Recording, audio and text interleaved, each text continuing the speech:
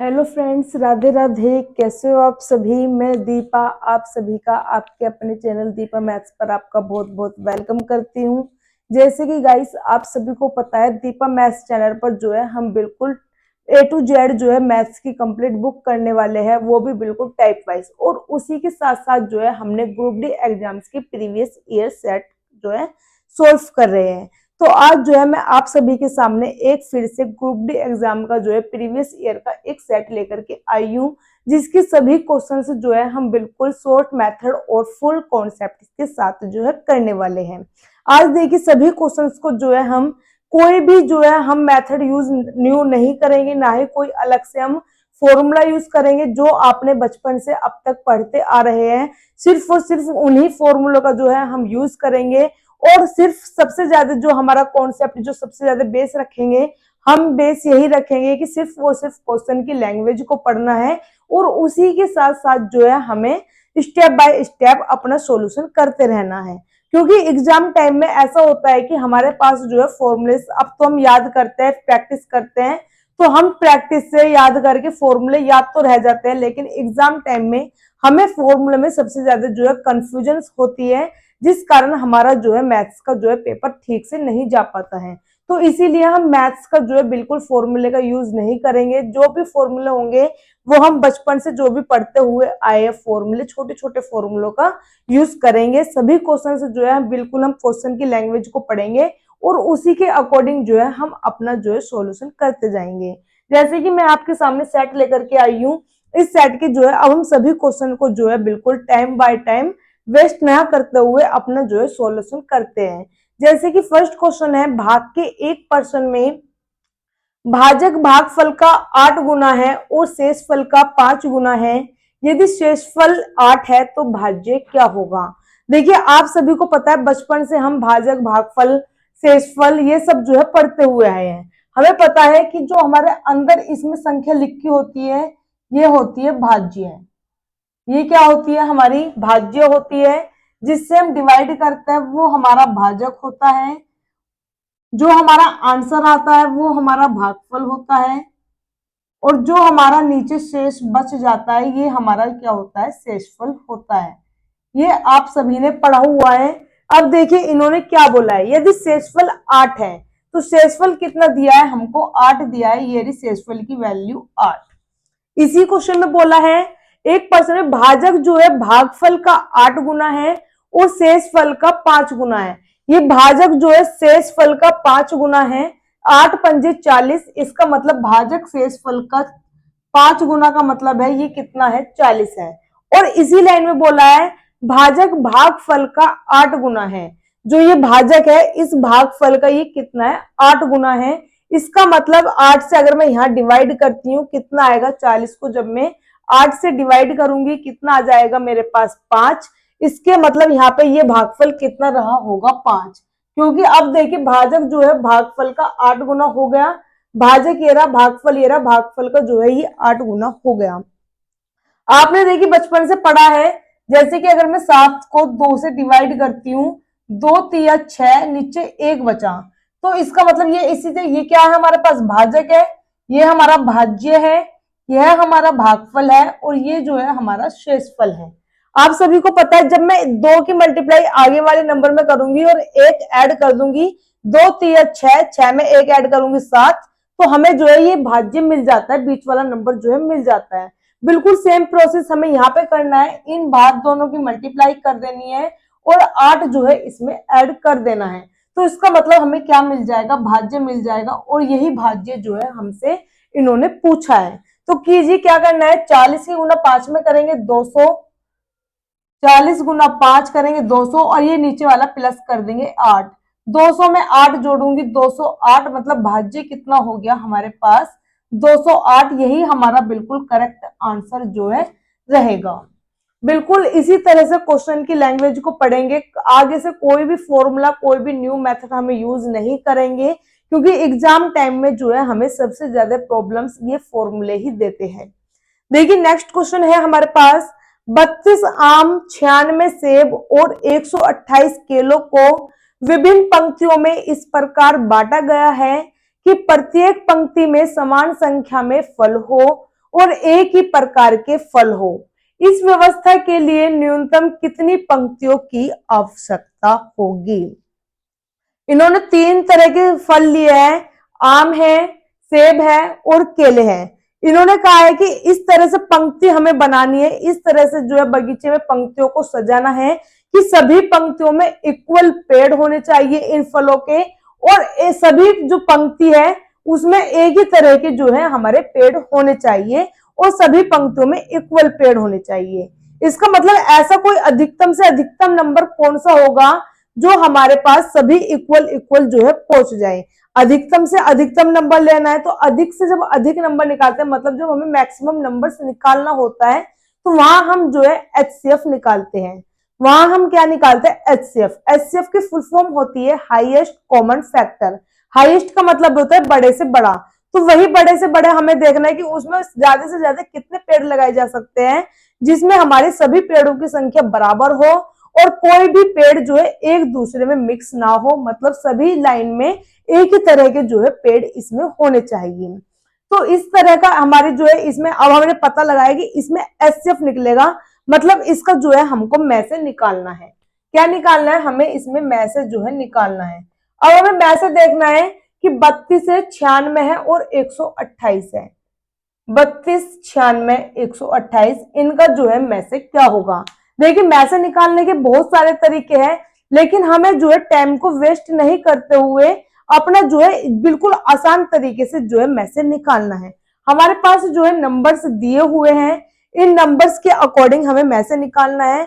Message वो होता है जो इन सभी नंबरों को पूरी तरह जो है डिवाइड कर दे। मैसेज वो होता है जो इन सभी नंबर्स को पूरी तरह जो है डिवाइड कर दे। तो एक हम बार ऑप्शन देख लेते हैं, जैसे कि देखिए हमारे पास एक ऑप्शन है 14। 14 से हमें पता है 32 बिल्कुल भी डिवाइड नहीं हो रहा है, इसका मतलब 14 इनका जो है मैसेज नहीं होगा। नेक्स्ट क्वेश्चन देखती हूँ, उसमें नेक्स्ट है 12। 12 भी जो है हमारा 32 से पूरी तरह जो है डिवाइड नहीं हो रहा है। 10 से जो है हमारा ये 32 पूरी तरह डिवाइड नहीं हो रहा है। 8 से जो है हमारा 32 पूरी तरह डिवाइड हो जाएगा। 96 भी पूरी तरह डिवाइड हो जाएगा और 128 भी जो है पूरी तरह डिवाइड हो जाएगा। देखिए 8 से जब मैं डिवाइड करती हूँ सभी संख्याएं हमारी 8 के टेबल से डिवाइड हो रही है। 8 के टेबल से 4 पे कटिंग होगी, 8 से जो होगी हमारी 12 पे कटिंग होगी। 8 एकम 8 और यहाँ 8 छिक 48, मतलब कि ये सभी हमारे जो है 8 के टेबल से जो है पूरी तरह कट हो चुके हैं। इसका मतलब 8 जो है वो बड़ा सा बड़ा नंबर है जो इन सभी संख्याओं को पूरी तरह विभाजित कर सकता है। मतलब एक पंक्ति में जो है 8 पेड़ जो है लगाए जाएंगे। तो ऑप्शन जो हमारा ए होगा ये बिल्कुल इसका करेक्ट आंसर होगा। नेक्स्ट क्वेश्चन देखिए, ए बी से 17 अधिक है और बी सी से 19 अधिक है। यदि ए बराबर 76 है तब ए प्लस बी अपॉन सी की वैल्यू क्या होगी? देखिए 3 है, एक है ए, एक है बी और एक है सी। ठीक है, जब भी हमारे पास 2 से अधिक हो, मतलब 2 से अधिक 3 हो, 4 हो, 5 हो, जितने भी हो, जब भी हमारे पास 2 से अधिक हो तो क्वेश्चन को जो है पीछे की तरफ से सोल्व करने की ज्यादा संभावना होती है। तो पीछे की तरफ से देखेंगे बी जो है सी से 19 अधिक है। बी सी से 19 अधिक है। अगर मैं एक्स सी को एक्स मानती हूं तो बी जो है एक्स प्लस 19 होगा। ठीक है, x प्लस 19 की वैल्यू कितनी है? b की वैल्यू है। अब a b से जो है 17 अधिक है, a जो है b से 17 अधिक है, मतलब x प्लस 19 तो b है और a इससे 17 अधिक है, तो इसका मतलब इसमें मैं 17 और ऐड कर देती हूँ। इसमें जब मैं 17 ऐड करूंगी तो कितना आएगा? 9 और 7 कितना हो जाएगा? 16। कैरी जाएगा 1 3, मतलब कि x प्लस 36 जो है हमारी a की वैल्यू जो है इसमें रहेगी। a की वैल्यू कितनी रहेगी? हमारी x प्लस 36। अब आगे देखिए इसमें क्या बोला है कि a की वैल्यू कितनी दी है? 76। बिल्कुल क्वेश्चन को पढ़ना है, क्वेश्चन को पढ़ते हुए स्टेप बाय स्टेप जो है हम अपना सॉल्यूशन करेंगे, कोई भी न्यू मेथड जो है यूज नहीं करने वाले हैं। x की वैल्यू कितनी है हमारे पास? a की वैल्यू है 76। a की वैल्यू 76 है और हमारे अकॉर्डिंग a कितना है? x plus 36। हमारे अकॉर्डिंग x प्लस 36 है a और इन्होंने बोला है 76 है। ए जो 36 है इधर प्लस में है, इधर जो है इक्वल टू के इधर लेके जाऊंगी तो ये माइनस में जाएगा, लेकर के जाऊंगी जब माइनस में तो माइनस करूंगी तो कितना बच जाएगा 40। इसका मतलब x की वैल्यू मेरे पास कितनी है 40। a की वैल्यू कितनी आई थी 76 इन्होंने बताई थी, x की वैल्यू कितनी आई है 40। 40 में 19 जब मैं ऐड करूंगी तो कितना हो जाएगा 59, मतलब b की वैल्यू कितनी होगी 59 और x की वैल्यू कितनी अभी निकाली है हमने 40। ठीक है, सभी की जो है हमारे पास वैल्यूज है, हमें जो है यहाँ पे वैल्यू पुट करनी है a प्लस बी अपॉन सी, मतलब इन दोनों को ऐड करके c से जो है हमें डिवाइड कर देना है। कीजिए दोनों को ऐड, 9 और 6 15, 5 कैरी जाएगा 1, 8 और 5 13, डिवाइड करना है 40 से क्योंकि c जो है 40 वैल्यू रखता है अपनी। कटिंग करेंगे हम इनकी 5 के टेबल से, ये कटिंग होगी 8 पे, 5 दूनी 10 और 5 सत्ते 35, मतलब 27 अपॉन में 8, 27 अपॉन में 8 जो है इसका बिल्कुल करेक्ट आंसर होगा, मतलब ऑप्शन नंबर ए बिल्कुल इसका सही आंसर है। नेक्स्ट क्वेश्चन है घनमूल निकालना है 1728 का। तो आप सभी को पता है घनमूल निकालना है हमें 1728 का। 1728 जो है 12 का घनमूल होता है, 12 गुना 12 गुना 12 मतलब 12 गुना 12 144, 144 में फिर से अगेन जो है 12 से मल्टीप्लाई करेंगे तो 1728 आगा। तो इसका मतलब बी इसका ऑप्शन नंबर बिल्कुल करेक्ट आंसर होगा 12। 12 की क्यूब कितनी होती है हमारी 1728। नेक्स्ट क्वेश्चन देखना है हमें 40 गुना 4 गुना 0.4 गुना 0.04 गुना 0.004, इसकी जो है वैल्यू हम सभी को जो है इसमें पूछिए फाइंड कर देनी है। देखिए सबसे पहले हमें क्या करना है, पॉइंट हटाएंगे, 40 गुना 4, एक संख्या के बाद पॉइंट है तो नीचे एक जीरो लगा देंगे, दो संख्या के बाद पॉइंट है तो नीचे दो जीरो लगा देंगे, तीन संख्या के बाद पॉइंट है तो इसका मतलब जो है नीचे 3 जीरो हम लगा देंगे। एक जीरो से हमारी ये वाली जीरो तो कट आउट हो जाएगी। अब मल्टीप्लाई जो है हमें यहाँ सबकी कर देनी है, 4 चौक 16, 16 चौका 64, 64 चौका 256, 256 की 4 में मल्टीप्लाई करूंगी 1024, तो कितना मिल गया हमको 1024। नीचे कितनी जीरो है हमारे पास 5 जीरो है, ये हो गई 5 जीरो। हमें सभी में जो पॉइंट दिए है वो 3 जीरो के बाद दिए हैं, तो तीन संख्या के बाद पॉइंट है तो 3 संख्या के बाद पॉइंट लगाने के लिए मुझे जो है यहाँ पे 3 जीरो कट आउट कर देनी पड़ेगी। अभी भी हमारे पास फिर नीचे कितनी जीरो बच जाएगी 2। अगर मैं यहाँ पे 3 जीरो के बाद 3 संख्या के बाद पॉइंट लगाती हूँ, 3 जीरो तो हमारे 3 पॉइंटों से हट जाएगी, अभी भी नीचे हमारे पास 2 जीरो बचेगी। इन 2 जीरो को जब मैं ऊपर लेके जाऊंगी तो 1.024 इंटू 10 की पावर -2, मतलब कि ऑप्शन नंबर जो सी होगा ये हमारा इसका बिल्कुल करेक्ट आंसर हो जाएगा। देखिए नेक्स्ट क्वेश्चन क्या है, 72 मिनट को एक दिन के भिन्न के रूप में व्यक्त कीजिए। एक दिन में कितनी मिनट होती है हमें पहले वो पता करना है, फिर 72 मिनट को जो है हम एक दिन के रूप में जो है व्यक्त करेंगे। एक दिन में जो हमारा होता है 24 घंटे होते हैं, 72 मिनट है, एक दिन के भिन्न के रूप में करना है, एक दिन में 24 घंटे होते हैं और 24 घंटे में मिनट कितनी होगी, जब एक घंटे में 60 मिनट होती है तो 24 घंटे में 24 गुना 60 मिनट होगी। कटिंग करेंगे 24 एकम 24, 24 तिया 72, 3 एकम 3 और ये कटिंग होगी 20 पे, मतलब 1/20। ऑप्शन नंबर बी हमारा बिल्कुल करेक्ट आंसर इसमें हो जाएगा। नेक्स्ट क्वेश्चन है 410 गुना 15 ब्रैकेट में है, फिर डिवाइड बाय 41 प्लस 23। आप सभी को पता है बोर्ड मास रूल होता है BODMAS। इसी सीक्वेंस में जो है हम किसी भी इक्वेशन को जो है सोल्व करते हैं, कोई भी हमारे पास समीकरण दी होती है उसको जो है हम बोर्ड मास रूल से सीक्वेंस बाय सीक्वेंस जो है स्टेप बाय स्टेप सोल्व करते हैं। बी से हमारे पास ब्रैकेट होता है, ओ से ऑफ या ऑर्डर होता है, डी से डिवाइड, एम से मल्टीप्लाई, ई से ऐड और एस से सब्ट्रैक्ट। इसी सीक्वेंस में जो है हमें अपना क्वेश्चन को सोल्व करना है। ब्रैकेट सोल्व करेंगे सबसे पहले और फिर ऑफ हमारे पास इसमें नहीं है फिर डिवाइड करेंगे, फिर मल्टीप्लाई और फिर ऐड और फिर सब्ट्रैक्ट।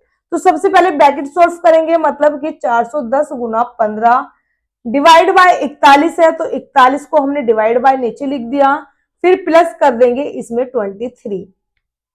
ये कटिंग हो जाएगी इसमें 10 पर, 10 गुना 15 होता है 150 प्लस 23, ऐड करूंगी 173, मतलब ऑप्शन नंबर बी इसका जो है बिल्कुल करेक्ट आंसर जो है हमारा आ जाएगा। नेक्स्ट क्वेश्चन है 48 minus 16 into 1.5 divide by 30 minus X equal to 8, तब x की वैल्यू हमको फाइंड कर देनी है। देखिए सबसे पहले अभी जैसे मैंने बताया बोर्ड मास रूल से होगा, डिवाइड इसमें है नहीं तो मल्टीप्लाई करेंगे, 16 की गुना जब हम 1.5 में करेंगे, 16 की गुना जब हम 1.5 में करेंगे कितना आएगा 24, कितना आ जाएगा 24, तो 48 माइनस 24 अपॉन में 30 माइनस एक्स इक्वल टू 8, 48 में से 24 घटाऊंगी कितना मिलेगा 24 अपॉन में 30 माइनस एक्स इक्वल टू 8, 8 एकम 8, 8 दिया 24, मतलब कि 3 इक्वल टू 30 माइनस एक्स। ये माइनस के एक्स इधर इक्वल टू के लेके जाऊंगी तो प्लस में जाएगा, और एक्स इधर प्लस में है इधर लेकर आऊंगी माइनस में आएगा, 30 में से 3 घटाऊंगी 27, मतलब ऑप्शन नंबर डी हमारा जो है बिल्कुल इसका करेक्ट आंसर होगा। नेक्स्ट क्वेश्चन देखिए, ए व बी एक व्यवसाय में 3:2 के अनुपात में निवेश करते हैं। यदि लाभ में ए का भाग 8,550 रुपए हो तो कुल लाभ होगा। देखिए ए और बी दो बंदे हैं इसमें जो व्यवसाय में जो है अपना धन निवेश कर रहे हैं। इन्होंने जो है 3:2 के अनुपात में अपना धन निवेश किया है। देखिए अगर ए बंदा जो है मान लो 300 रुपए कर रहा है, इसको मैं लेट कर लेती हूँ, 2 जीरो यहाँ भी मैंने लगा दी, 2 जीरो यहाँ भी मैंने लगा दी। ए ने जो है कारोबार जब स्टार्ट किया व्यवसाय में जो है 300 रुपए लगाए हैं, बी ने जो है 200 रुपए लगाए हैं, तो दोनों बंदों ने अलग अलग अपनी पूंजी खर्च करी है, तो अपने अकॉर्डिंग ही इनको जो है अपने अपने पूंजी के अकॉर्डिंग इनको जो है लाभ होगा। अगर किसी ने ज्यादा पैसे लगाए तो उसको ज्यादा लाभ मिलेगा, जिसने कम पैसे लगाए उसको जो है कम लाभ मिलेगा। मतलब दोनों को जो है इक्वल लाभ नहीं मिलेगा, जितनी उनकी पूंजी है उसी के अकॉर्डिंग उनको जो है लाभ प्राप्त होगा। अगर ए ने 300 रुपए लगाई है तो 300 के हिसाब से लाभ होगा, और बी को 200 रुपए के हिसाब से जो है लाभ होगा। इन्होंने कहा यदि लाभ में ए का भाग जो है 8550 है, तो इन्हीं पूंजी को जो है देखिए हम जब कटिंग करते हैं हमारे पास जब रेशो होता है तो रेशो में हम इनकी कटिंग कर लेते हैं, तो लाभ की पूंजी भी कितनी रहेगी 3:2 ही रहेगी। ए को जो है भाग में कितना मिल रहा है 8550, ए को हमारे अकॉर्डिंग 3 रुपए मिल रहे हैं और इन्होंने बोला है 8550, तो कुल लाभ कितना है, कुल लाभ जो दोनों को मिला होगा वही होगा, ए को 3 बी को 2, 3 और 2 5, तो 5 हमारा जो है इसमें कुल लाभ है। कुल लाभ की वैल्यू अगर हम निकालेंगे तो 8550 अपॉन में 3 इंटू 5, 3 की टेबल से डिवाइड करेंगे, 3 2 जा 6, 2 आएगा इधर, 3 8 जा 24, 1 आएगा, 3 5 जा 15 और एक्स्ट्रा में 0 है, मतलब कि 2850 की मल्टीप्लाई हमको जो है 5 में कर देनी है। देखिए करते हैं, 5 पंजे 25, कैरी जाएगा 2, 5 अट्ठे 40 और 2 42, कैरी जाएगा 4, 5 दूनी 10 और 4 14, 14250 ऑप्शन नंबर डी हमारा बिल्कुल करेक्ट आंसर होगा। नेक्स्ट क्वेश्चन है, 3 व्यक्तियों की आयु का अनुपात 4:5:6 है। 7 वर्ष बाद उनकी आयु का योग 81 वर्ष होगा। सबसे छोटे व्यक्ति की वर्तमान आयु क्या है। देखिए 3 व्यक्ति है, तीनों व्यक्ति की आयु का 4:5:6 है। अब 7 वर्ष के बाद इनकी आयु का योग कितना होगा 81। ये वर्तमान का अनुपात है, अनुपात के टाइम पर ही जो है हम अपनी सभी की एज को लेकर के आते हैं। कितने एज जो हमें दी है, एज दी है हमें 7 वर्ष बाद की। देखिए तीनों बंदे 7-7 वर्ष आगे जाएंगे, क्योंकि 7-7 वर्ष मुझे अब जो है पीछे लाना है। अब अनुपात जो अब है वो कितना है 4:5:6 है। 7 वर्ष के बाद जो है इनकी एज का योगफल दिया है, इस योगफल को जो है मैं अब प्रेजेंट में ही लाऊंगी।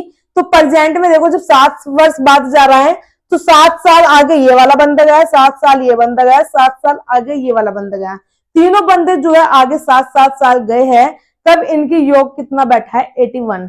तो इन्हीं 7-7 साल को जो है मैं तीनों में से घटा देती हूँ। तो 7, 7 और 7 14 और 7 21, मतलब 21 साल जो है मैं पीछे लेकर के आऊंगी, इनका वर्तमान योग मुझे मिल जाएगा। तो वर्तमान योग कितना होगा,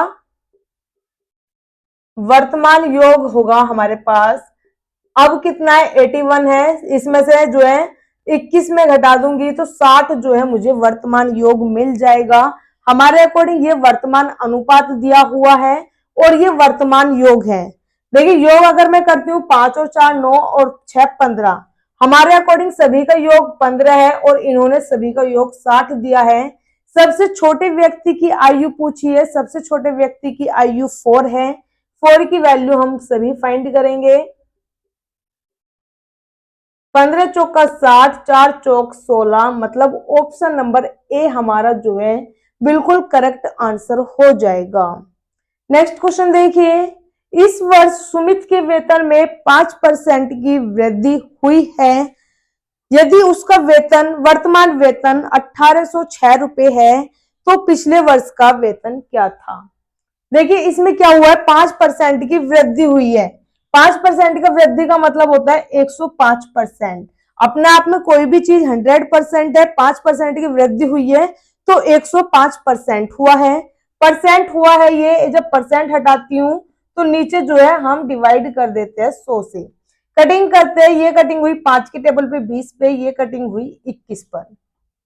ये जो नीचे वाली वैल्यू होती है ये हमारी ओरिजिनल वैल्यू होती है।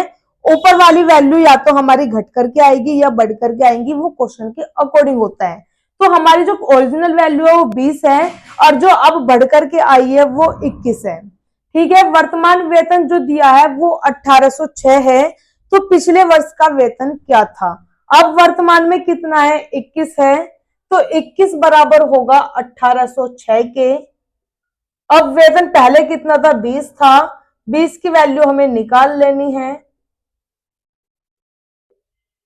कटिंग करेंगे, देखिए 3 के टेबल से ये कटिंग हुई 7 पर, 3 के टेबल से ये कटिंग हुई 602 पर, 7 के टेबल से 7 अट्टे 56, 7 6 42, 87 की जो है मल्टीप्लाई 20 में कर देनी है।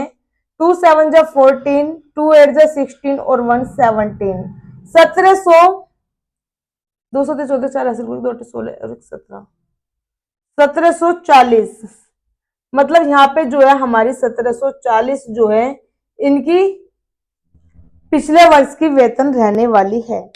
नेक्स्ट क्वेश्चन देखिए, यदि कोट थीटा इक्वल टू 4/3 हो तो 3 sine theta upon plus 2 cos theta upon में 3 sine theta minus 2 cos theta की वैल्यू क्या होगी। देखिए कोट थीटा को मैं क्या लिख सकती हूँ, कोस थीटा अपॉन में sine theta. Cos theta upon में साइन थीटा जो है मैं यहां पर लिख सकती हूँ, तो कोस थीटा की वैल्यू होगी 4, साइन थीटा की वैल्यू होगी 3। यही वैल्यू जो है हम यहाँ पे पुट करेंगे, 3 इंटू 3,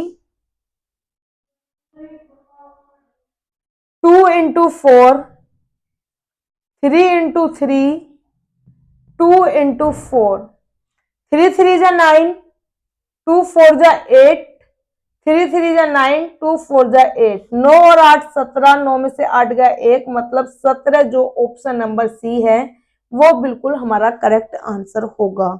तो इस तरह से हमने जो है आधे क्वेश्चन जो है कम से कम कंप्लीट अच्छे तरीके से जो है स्टेप बाय स्टेप कर चुके हैं। बाकी आगे के क्वेश्चन जो है हम अभी आप करेंगे। अभी जो है आप इन क्वेश्चंस का जो है स्क्रीनशॉट ले सकते हैं। आपको क्लास कैसी लगी है कमेंट्स में जरूर बताइएगा। यदि आपको क्लास अच्छी लगी है, सभी क्वेश्चंस जो है आपको अच्छे से समझ में आए हैं, तो क्लास को लाइक और शेयर जरूर करिएगा और चैनल को जो है सब्सक्राइब करना ना भूलें, क्योंकि अगर आप चैनल सब्सक्राइब करते हैं और बेल आइकन जो है आप प्रेस करते हैं तो आपके पास जो है हमारी सभी क्लासेस का नोटिफिकेशन जाता रहेगा, जिसके कारण आपकी जो है मैथ्स में बहुत ज्यादा सुधार जो है आएगा और आपका जो है इसमें ग्रुप डी एग्जाम्स में जो है सभी एग्जाम्स की जो हम यहाँ पे प्रीवियस ईयर सोल्व कर रहे हैं उसमें जो है आपका सभी का जो है सबसे ज्यादा बेनिफिशियल जो है क्लास रहने वाली है। धन्यवाद।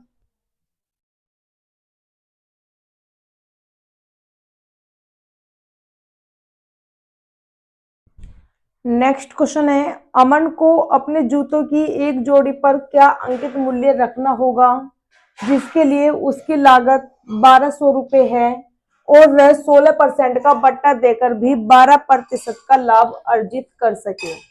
देखिए इसमें अंकित मूल्य पूछा है। अंकित मूल्य होता है हमारा एमआरपी, जो एमआरपी होती है इसकी वो अंकित मूल्य होता है। उस पर जो है एमआरपी हमें क्या रखनी पड़ेगी, तब उसकी जो लागत मूल्य है 1200 रुपए है, बट्टा दे रहा है वो 16% का। 16% का बट्टा का मतलब है 84% पर जो है इस वस्तु को वो सेल करने वाला है।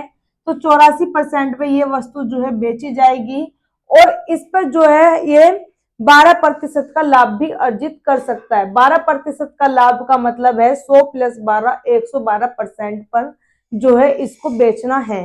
तो 112 जो है हम इसका परसेंटेज निकाल लेंगे। 4 के टेबल से कटिंग करते हैं 21 पर, यह कटिंग होगी 300 पर। 3 सत्ते 21, 3 तिया 9, 3 चौका 12,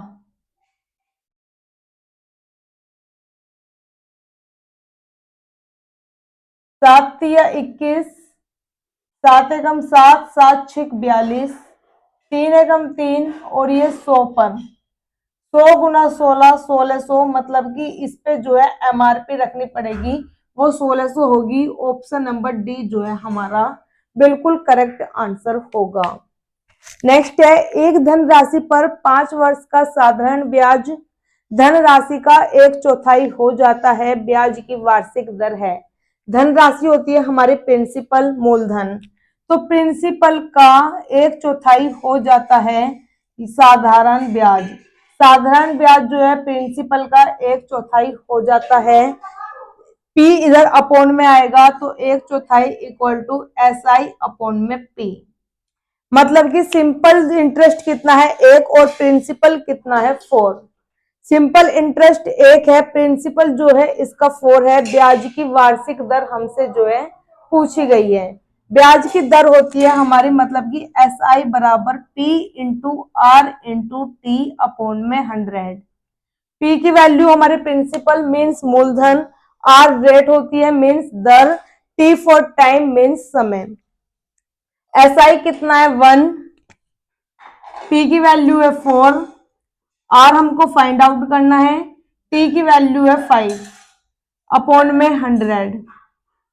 5 के टेबल से कटिंग होगी 20 पर, 4 के टेबल से कटिंग हुई 5 पर, R की वैल्यू आई 5%, मतलब कि ऑप्शन नंबर बी हमारा इसका बिल्कुल करेक्ट आंसर रहने वाला है।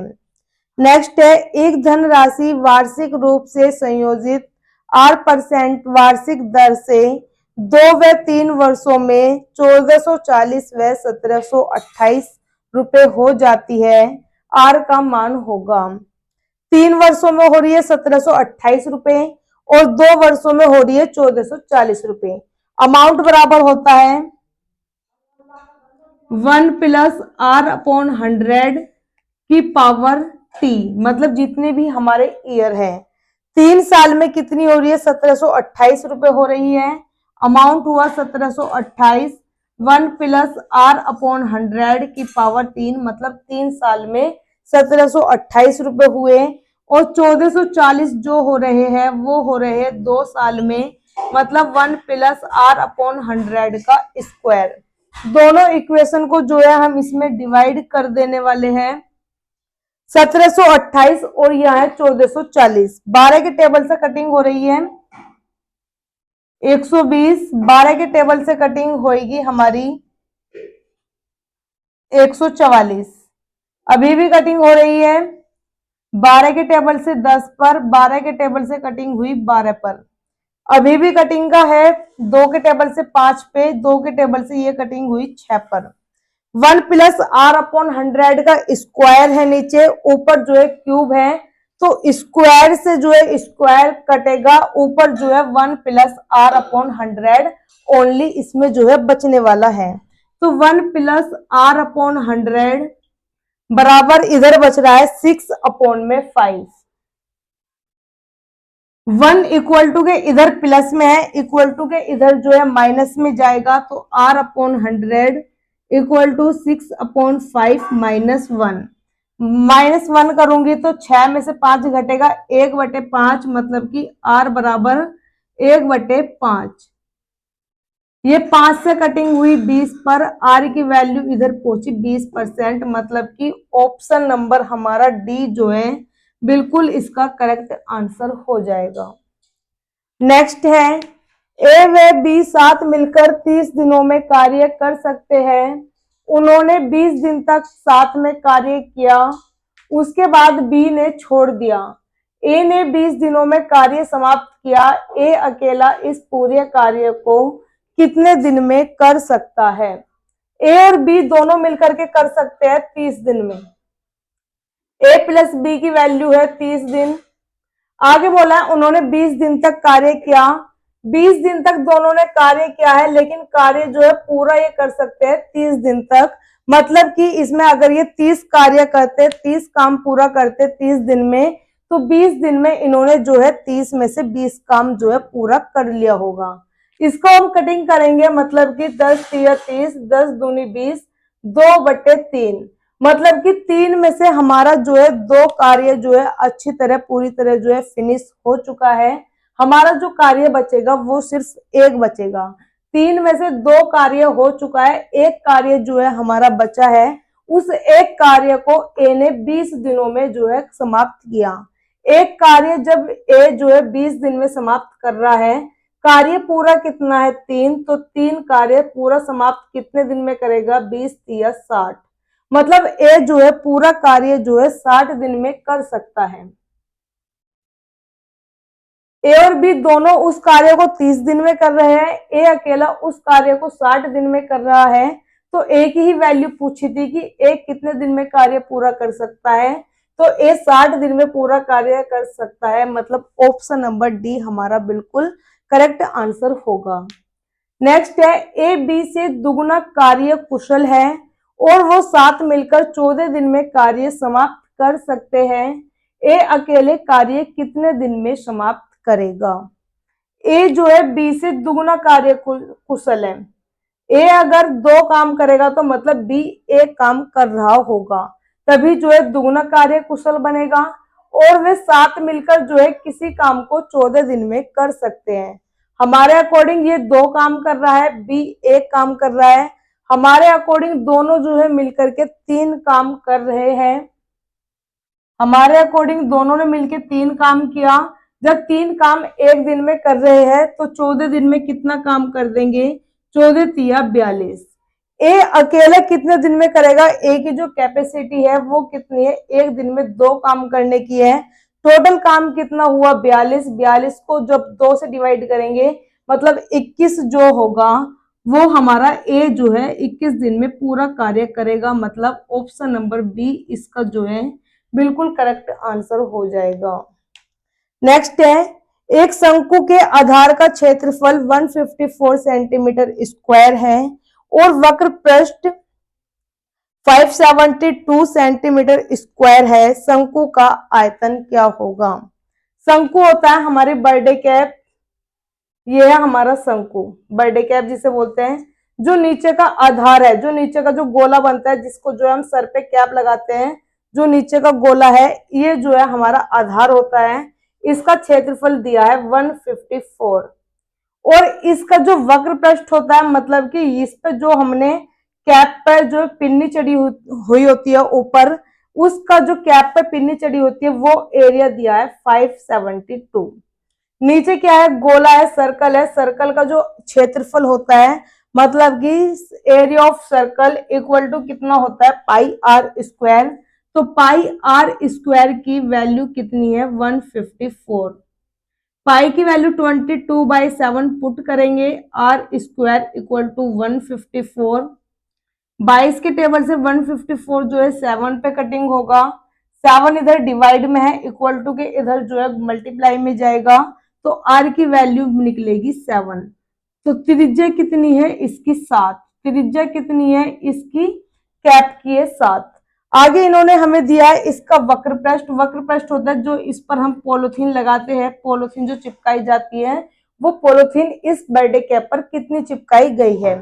तो बर्थडे कैप पर जो चिपकाई गई है इसका एरिया हमें दिया है इन्होंने 572। तो 572 और वक्र पृष्ठ जो होता है इसका कर्व्ड सरफेस एरिया वो होता है हमारा पाई आर एल, इक्वल टू हो जाएगा 572। पाई की वैल्यू अगेन फिर से जो है हम 22/7 पुट करेंगे। आर की वैल्यू 7 है, एल की वैल्यू इस बार हमें फाइंड कर देनी है। इसमें से कटिंग करेंगे 7 के टेबल से, 7 तो कट आउट हो जाएगा। 11 2 जा 22, 11 5 और 2 पे, 2 से ये कटिंग हुई 26 पे, मतलब एल की वैल्यू कितनी मिल चुकी है हमें 26। एल की वैल्यू 26 है, आर की वैल्यू हमारे पास 7 है। एल होती है ये वाली हमारी सिलेंट हाइट, एल होती है हमारी सिलेंट हाइट, आर की वैल्यू कितनी है 7, और ये होती है हमारी जो इसकी सिंपल हाइट होती है। सिलेंट हाइट जो है हमारा करंट का काम करती है, हाइपोटेन्यूस होती है। रेडियस हमारा बेस का काम कर रही है, और हाइट जो है हमारा इसमें हाइट का ऊंचाई का जो है काम कर रही है।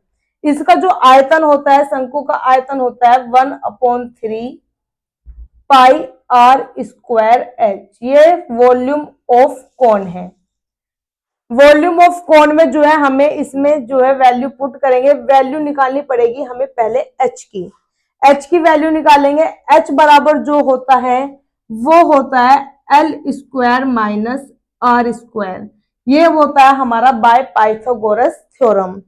आर हमारी जो है 7 है, एल हमारी जो स्लैंट हाइट है वो कितनी निकाली है अभी हमने फाइंड आउट करी है 26 है, और एच की वैल्यू अब हम फाइंड इसमें जो है कर देंगे। एल का स्क्वायर मतलब 26 का स्क्वायर होता है 676, माइनस आर कितनी फाइंड आउट करिए अभी 7, 7 का स्क्वायर कितना होगा 49।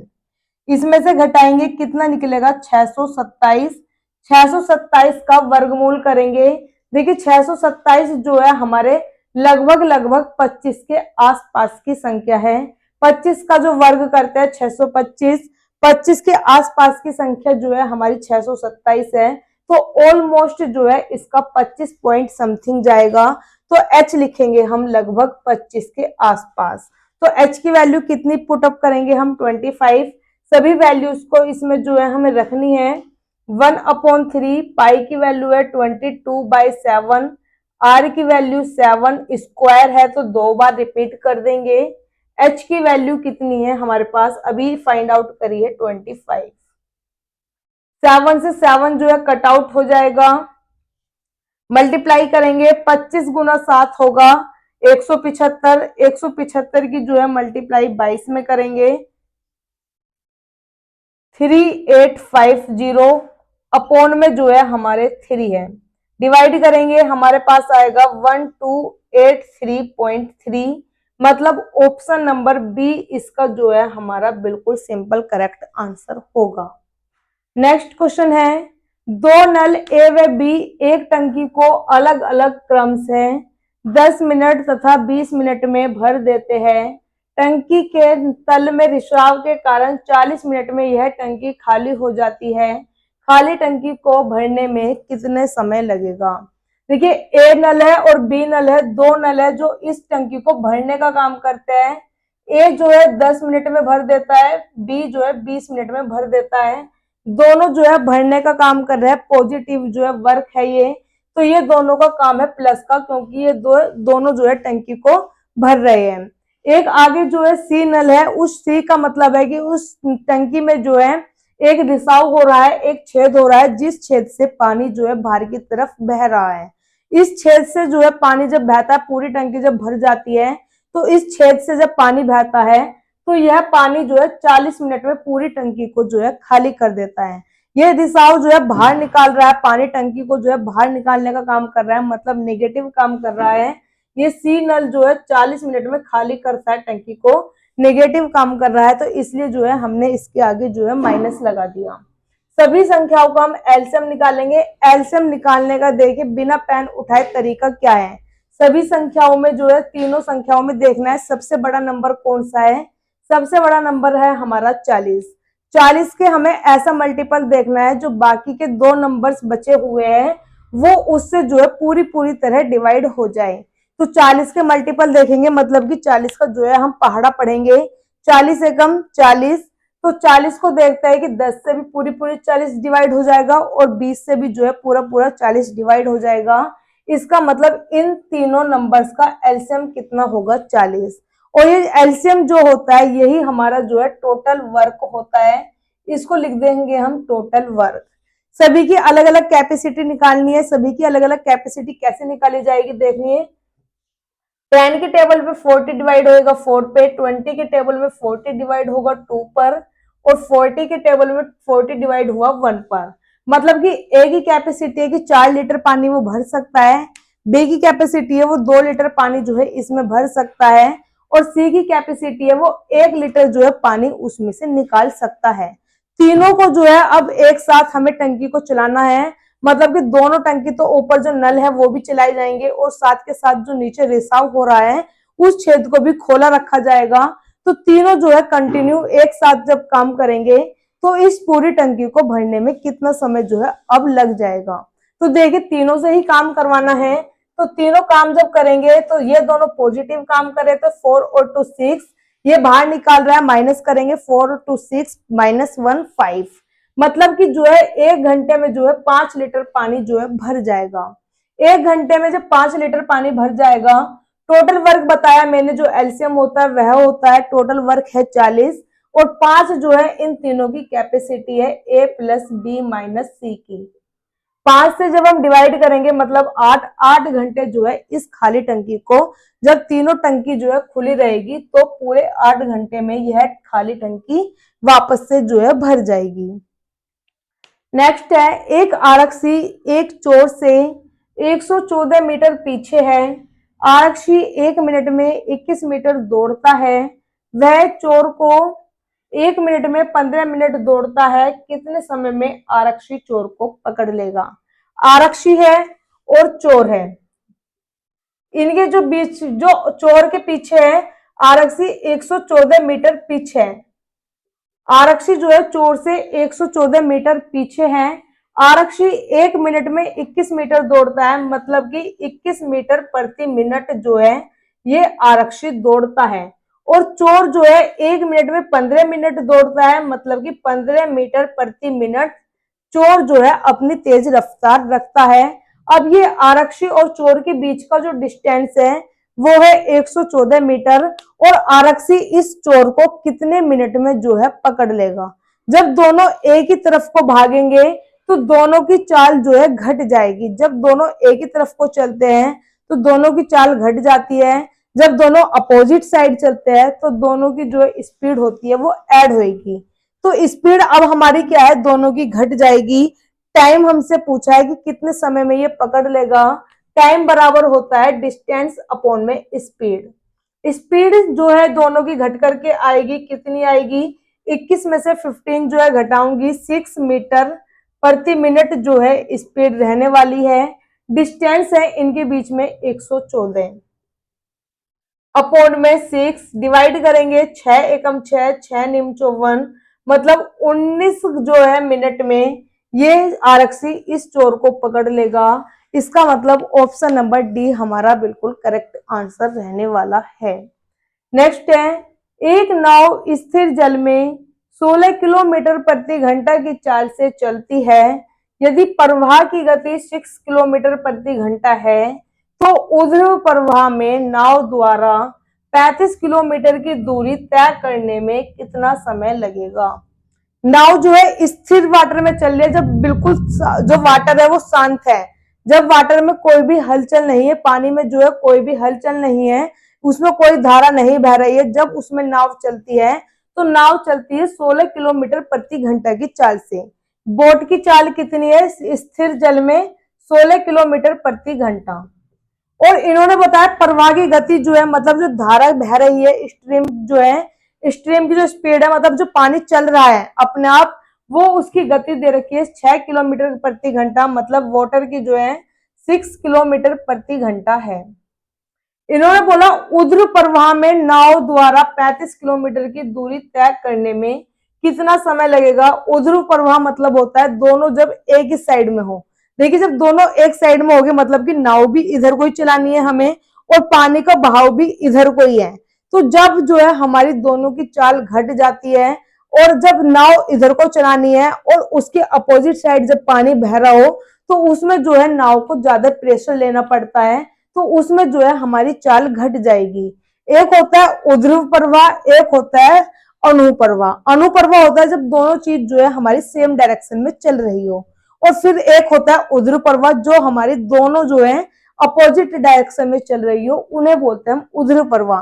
तो हमसे पूछा है ऊर्ध्व प्रवाह में जो है नाव चलानी है 35 किलोमीटर, 35 किलोमीटर की दूरी जो है कवर करनी है। ऊर्ध्व प्रवाह में, ऊर्ध्व प्रवाह होता है हमारा अपोजिट डायरेक्शन, अपोजिट डायरेक्शन में जो है दोनों की स्पीड घटाई जाएगी, मतलब b माइनस डब्ल्यू। ऊर्ध्व प्रवाह में जो है दोनों की स्पीड घटेगी b माइनस डब्ल्यू। b की वैल्यू है 16, w की वैल्यू है 6। दोनों की जो स्पीड घटी वो आई 10 किलोमीटर प्रति घंटा। अब स्पीड कितनी बनी है, 10 किलोमीटर प्रति घंटा बनी है। हमसे पूछा है इसको जो है 35 किलोमीटर की दूरी तय करने में कितना समय लगेगा। टाइम बराबर होता है डिस्टेंस अपॉन स्पीड। डिस्टेंस दिया है 35 किलोमीटर, स्पीड कितनी आई है 10, कटिंग करेंगे 5 दूनी 10, 5 सत्ते 35। ये हमारा नॉर्मल फ्रैक्शन आया है। ऑप्शन जो है सभी हमारे मिक्स्ड फ्रैक्शन में है, तो इसको जो है मिक्स्ड फ्रैक्शन में हम पहले कन्वर्ट करेंगे। कन्वर्ट करने के लिए देखिए कैसे करना है कन्वर्ट। 7 को 2 से डिवाइड करेंगे, 2 3 जा 6, जो हमारा रिमाइंडर बचा वो बचेगा 1। ये 3 जो है आगे आ जाएगा, ये 2 नीचे आएगा, ये 1 जो है ऊपर जाएगा। इस तरह से जो है हमें इसमें रिसाइकल चला देनी है। देखिए 3 आगे लिखेंगे, 2 जो है नीचे आएगा, 1 ऊपर जाएगा। तो 3 सही 1/2 मतलब ऑप्शन नंबर ए जो है हमारा बिल्कुल करेक्ट आंसर होगा। मतलब 3.5 घंटे में जो है ये 35 किलोमीटर की दूरी ऊर्ध्व प्रवाह में तय कर लेगी। नेक्स्ट क्वेश्चन है, यदि ट्राइंगल ABC 15√3 सेंटीमीटर भुजा वाला एक समबाहु त्रिभुज है, इसकी अंतः त्रिज्या होगी। समबाहु त्रिभुज होता है हमारा इक्विलेटरल ट्रायंगल जिसकी समबाहु, समबाहु मतलब कि समान बाहु, जिसकी सभी बाहु जो है सभी भुजा जो है समान है, इक्विलेटरल ट्रायंगल कहलाता है। इसकी एक भुजा अगर 15√3 सेंटीमीटर है तो इसका मतलब सभी जो है इसकी साइड 15√3 सेंटीमीटर ही रहेगी। इन्होंने बोला है कि इसकी अंतः त्रिज्या क्या होगी। अंतर त्रिज्या मतलब एक या तो इसमें अंदर की तरफ सर्कल बन सकता है जिसकी जो है इनर रेडियस होगी, एक इसमें जो है आउटर सर्कल बन सकता है बाहर की तरफ, बाह्य त्रिज्या, उसे बोलते हैं हम बाह्य त्रिज्या। तो इसमें जो है दो तरह के सर्कल इसमें बन सकते हैं, एक बन सकता है अंदर और एक बन सकता है बाहर। जो अंदर वाली त्रिज्या होती है उसका जो हमारे पास फॉर्मूला होता है वो होता है भुजा अपॉन में 2√3। भुजा कितनी दी है इन्होंने हमें 15√3 अपॉन में 2√3। √3 से √3 कट जाएगा, 15 को 2 से भाग करूंगी 7.5, मतलब कि 7.5 सेंटीमीटर की जो है इस समबाहु त्रिभुज की अंतर त्रिज्या रहने वाली है 7.5। ऑप्शन नंबर सी हमारा जो है बिल्कुल करेक्ट आंसर हो जाएगा।